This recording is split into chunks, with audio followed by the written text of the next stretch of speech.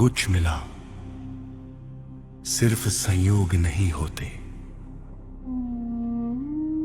वे पहले से लिखे होते हैं। रामा और लक्ष्मणा अब वन से निकलकर एक नए संसार की ओर बढ़ रहे थे। वह स्थान था मिथिला, राजा जानका का राज्य। यह स्थान अलग था,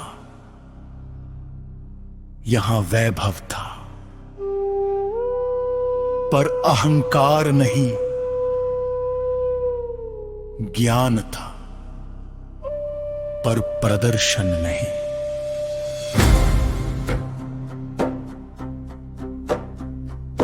राजा जनक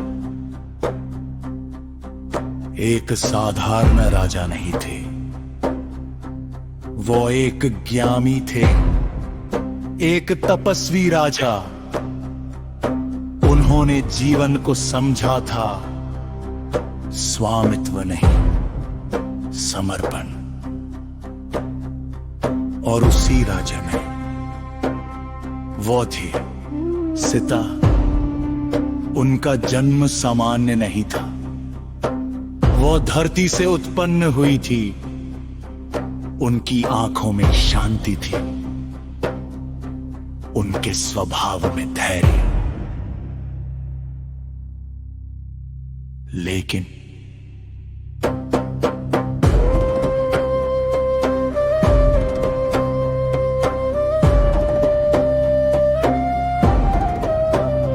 उनके भीतर भी एक प्रश्न था, क्या मेरा जीवन किसी विशेष उद्देश्य के लिए है?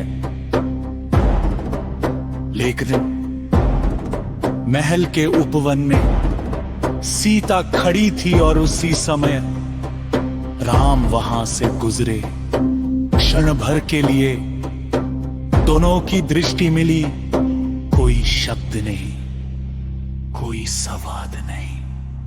लेकिन समय जैसे रुक गया।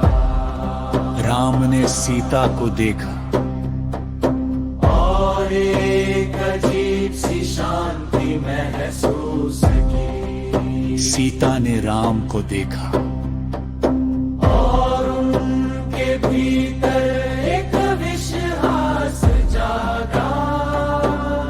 यही है।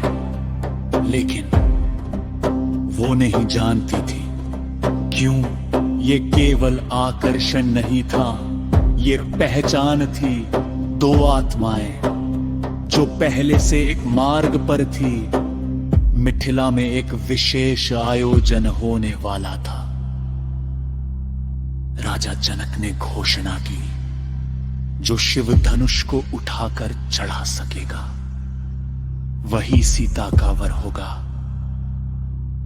ये केवल एक परीक्षा नहीं थी, ये एक चयन था, योग्य और अयोग्य के बीच। धनुष साधारण नहीं था, वह भगवान शिव का था। अत्यंत भारी, अत्यंत विद्या। कई राजाओं ने प्रयास किया, कोई उसे हिला भी नहीं सका। राम यह सब देख रहे थे।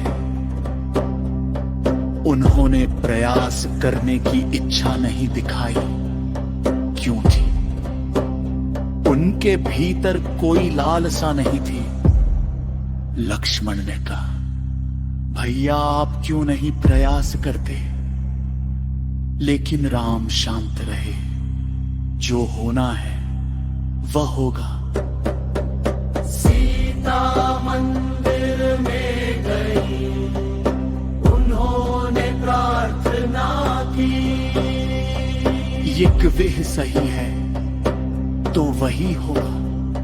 सभा तैयार थी, राजा उपस्थित थे। सभी प्रतीक्षा कर रहे थे और उसी समय विश्वामित्र ने राम की ओर देखा। अब समय है।